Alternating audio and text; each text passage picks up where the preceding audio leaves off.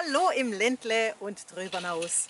Herzlich willkommen im Adventskalender der Weinerlebnisführer Baden-Württemberg e.V.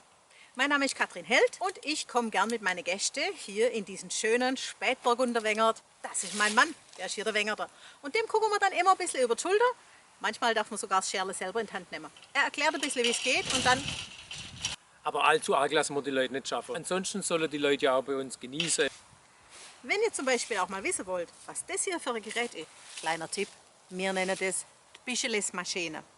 Und wie man das einsetzt, dann kommen wir doch einfach mal vorbei. Wir freuen uns auf euch. Genießt die Vorweihnachtszeit. Wir wünschen euch einen sehr schönen Advent. Bleibt gesund. Ade!